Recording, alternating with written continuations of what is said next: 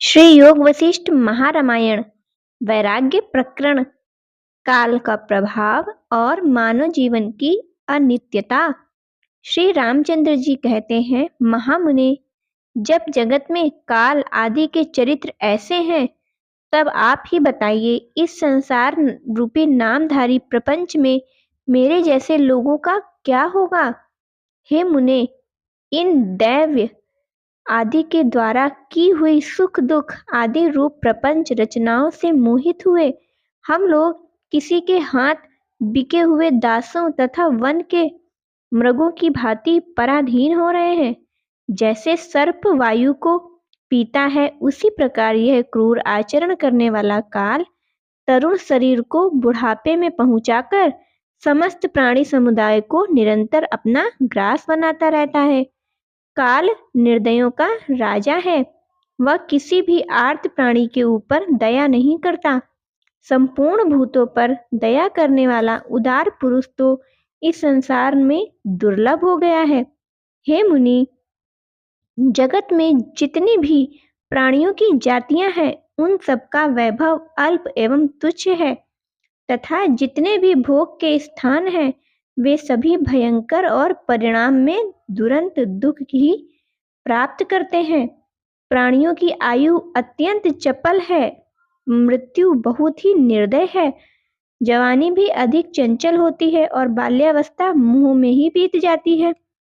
संसारी मनुष्य गाने बजाने की कला के रस को कलंकित करता है। बंधु बांधव संसार में बांधने के लिए रस्सी के समान है। भोग इस जगत के महान रोग हैं तथा सुख आदि की तृष्णाएं मृग तृष्णा के समान हैं। बिना जीती हुई इंद्रियां ही शत्रु हैं। सत्य स्वरूप आत्मा असत्य सा हो गया है, अर्थात जीवात्मा अज्ञान के कारण देह को ही अपना स्वरूप मानने लगा है। बिना जीता हुआ मन बंधन का हेतु होने के कारण आत्मा का शत्रु है। यह अज्ञानवश यह जीवात्मा स्वयं ही अपने आप पर उस मन के द्वारा प्रहार करता है। अहंकार ही कलंक का कारण है। बुद्धियां अत्यंत कोमल हैं। क्रियाएं शास्त्र विरुद्ध होने से दुख रूप फल देने वाली हैं और लीलाएं स्त्री की प्राप्ति में ही केंद्रित हैं। केवल स्त्रियां ही उनका विषय हो गई हैं। इच्छाएं विषयों में ही शोभा पाती हैं। वे भोगों की ओर ही दौड़ती रहती हैं। परमात्म स्फूर्ति रूप चमत्कार नष्ट हो गए हैं। स्त्रियां दोषों की सेनाएं हैं तथा संपूर्ण विषय रस वास्तव में नीरस है। महात्मन, दूषित विद्वान ने सबके अंतःकरण को व्याकुल कर रखा है। अज्ञान के कारण सभी संतृप्त हो रहे हैं। राग रूपी रोग दिनों दिन बढ़ रहा है और वैराग्य दुर्लभ हो रहा है। आत्मदर्शन की शक्ति रजोगुण से नष्ट हो गई है, अतः सत्वगुण नहीं प्राप्त होता, केवल तमोगुण ही बढ़ रहा है। इसलिए तत्व अत्यंत दूर है। जीवन अस्थिर हो गया है। मृत्यु जल्दी ही आने के लिए उत्सुक है। धैर्य शिथिल हो गया है और तुच्छ विषय भोगों के प्रति लोगों की आसक्ति प्रतिदिन बढ़ रही है। बुद्धि मूढ़ता से मलिन हो गई है। शरीर का अंतिम परिणाम एकमात्र पतन ही है। देह में जरावस्था प्रज्वलित हो उठी है और पाप की ही बारंबार स्फुरणा होती रहती है। जवानी यत्न पूर्वक भागी जा रही है। सत्संग दुर्लभ हो गया है। कभी भी कोई उत्तम आश्रय नहीं मिलता और सत्य का भाव उदय तो कहीं ही नहीं हो रहा है। मन मोह के आच्छन्न सा हो रहा है। दूसरों को सुखी देखकर होने वाला आत्मसंतोष मानो दूर चला गया है। उज्जवल करुणा को उदय नहीं हो रहा है और नीचता दूर से निकट चली गई है। धीरता अधीरता में परिणित हो रही है। जीवों का काम केवल आवागमन, जन्मना और मरना ही रह गया है।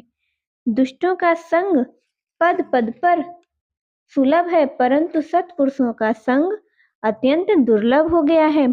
संपूर्ण पदार्थ उत्तम और नष्ट होने वाले हैं। वासना संसार में बांधने वाली है और काल प्राणियों की परंपरा को नित्य कहीं अज्ञात स्थान में लिए जाता है।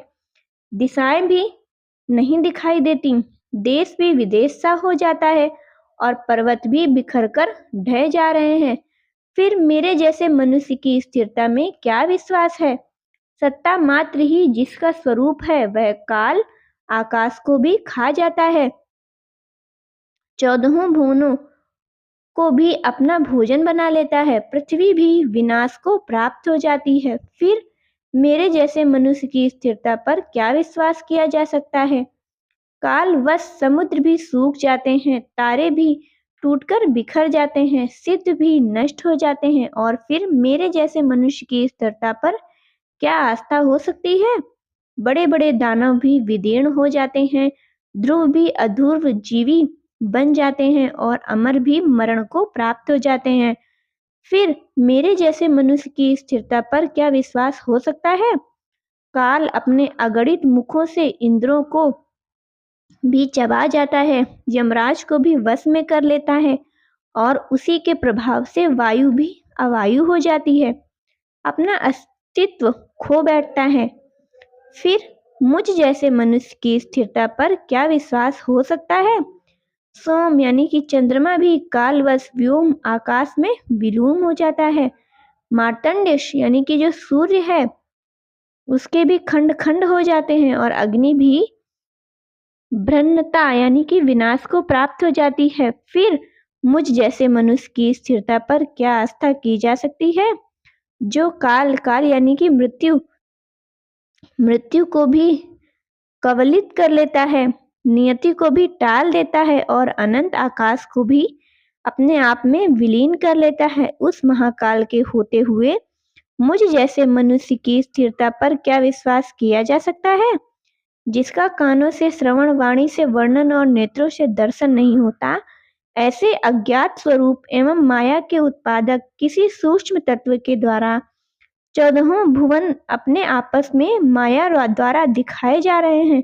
वह तत्व निर्गुण निराकार सच्चिदानंद घन परम ब्रह्म परमात्मा ही है।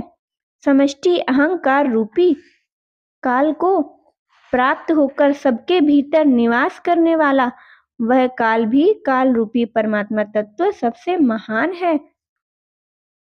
तीनों लोकों में ऐसा कोई पदार्थ नहीं है जो उसके द्वारा नष्ट किया ना जा सके। स्वर्ग में देवता, भूतल पर मनुष्य और पाताल में सर्पों की सृष्टि उसी ने की है।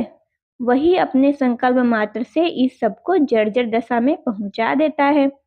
अनुराग युक्त कामनियों ने अपने चंचल लोचनों द्वारा कटाक्ष पूर्वक जिसकी ओर देखा है, उस पुरुष के मन को महान विवेक भी स्वस्थ नहीं कर पाता, जो दूसरों का उपकार करने वाली है और दूसरों को पीड़ा देकर संतत हो उठी है, अपनी आत्मा को शांति प्रदान करने वाली है।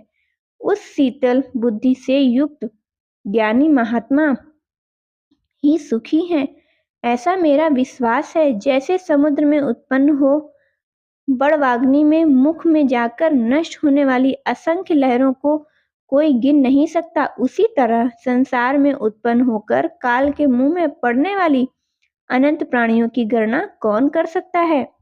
जैसे झाड़ियों में बैठे हुए मृग और पक्षी अपनी जीवा की लोलुपता के कारण मोहवश जाल में पकड़कर नष्ट हो जाते हैं, उसी तरह दुराशा पास में बंधे हुए सभी मनुष्य दोष रूपी झाड़ियों के मृग बने हुए हैं। सब के सब मोह जाल में फंसकर पुनर्जन्म रूपी जंगल में नष्ट हो जाते हैं। इस संसार में लोगों की आयु विभिन्न जन्मों में किए गए कुकर्म नष्ट कर देती है। यदि आकाश में वृक्ष हो, उस वृक्ष में लता हो, और उस लता के गले में फांसी लगाकर मनुष्य को लटका दिया जाए, तो उससे जो दुख होगा वैसा ही दुखमय फल उन कुकर्मों को भी बताया गया है। उस दुख का निवृत्ति करने का उपाय तो करना दूसरी बात है, लेकिन उसका जो उपाय विचार करने वाले लोग भी यहाँ हैं या नहीं, इसमें किसी को पता भी नहीं है। हे मुनीश्वर, इस संसार में लोगों की बुद्धि चंचल और मृदु है। उसी बुद्धि से युक्त मनुष्य व्यर्थ ही अपने संकल्प विकल्पों को जाल रचते हुए कहते हैं, आज उत्सव है, यह बड़ी सुहावनी ऋतु है, इसमें यात्रा करना चाहिए। वे लोग हमारे भाई बंधु हैं और वह सुख विशिष्ट भोगों से युक्त हैं। इन्हीं संकल्पों में पड़े पड़े वे सब एक दिन काल के गाल में चले जाते हैं। यहीं से काल का भाग समाप्त होता है। आगे हम लोग अगला भाग पढ़ने के लिए अगले वीडियो को जरूर देखें।